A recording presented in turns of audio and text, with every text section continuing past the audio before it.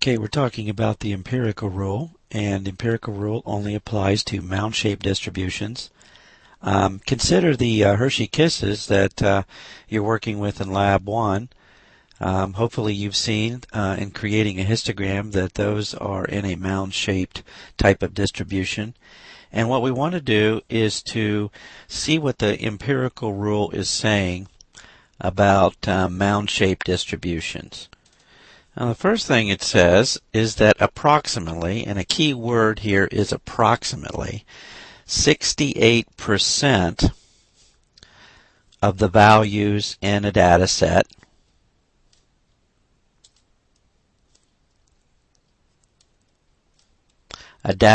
that is or has a mound-shaped distribution. In other words, its histogram is symmetric, centered around a particular value. Similar to the sketch I've made here. 68% of the values in a data set will be within one standard deviation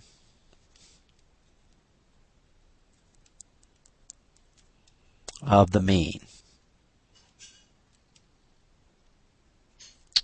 So let's say that the Hershey Kisses average turns out to be 4.6 grams.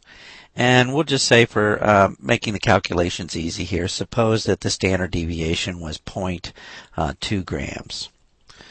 Now, what the empirical rule is saying is that in a mound-shaped distribution where the average would be pretty much in the center of that if I go one standard deviation to the left, so that would take me down to 4.4, and one standard deviation to the right, which would take me up to 4.8, that approximately 68% of the Hershey Kisses in that data set, 68% of them, will be in that range.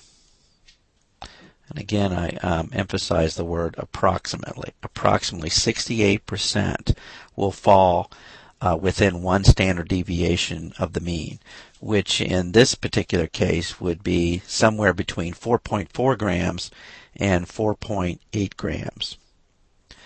Now notice something else here. 68% would be within one standard deviation. How many would be less than 4.4 grams? How many or what percent of Hershey Kisses would be below 4.4 grams? And if you think about it, this is a symmetric distribution, a mound-shaped distribution. We've got 68% in the middle. So outside of 68% would be 32%. In other words, all of the kisses in the bag would be 100% of them. 68% in the middle, 32% outside of that. The distribution is symmetric, so that would be 16% on the lower end, and then 16% on the upper end. So what percent of the Hershey Kisses would be below 4.4 grams? There'd be 16%.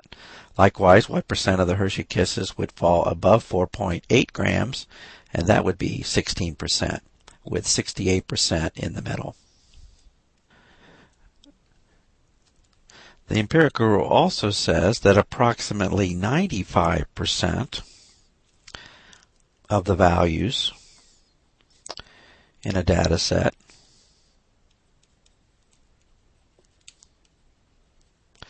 will be within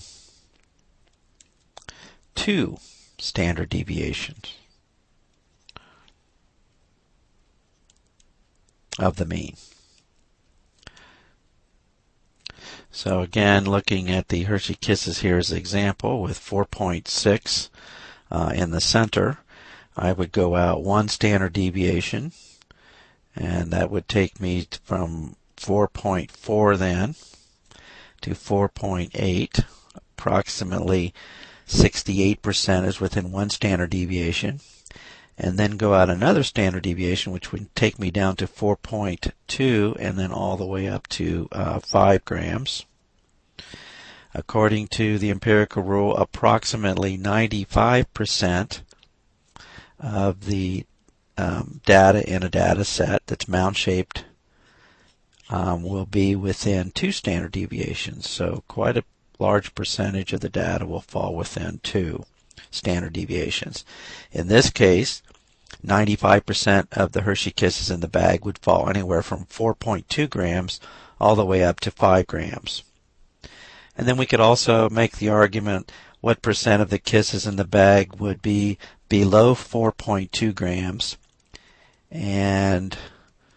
or above 5 grams. Well, we know that 95%, approximately 95%, are within 2 standard deviations, so the percentage outside of that would be 5%. And because the distribution is symmetric, in other words, one side's a mere reflection of the other, there would be 2.5% on the upper end and 2.5% on the lower end. So what percentage of the Hershey Kisses would be less than 4.2 grams? 2.5%. What percentage of the Hershey Kisses would be greater than 5 grams? 2.5%.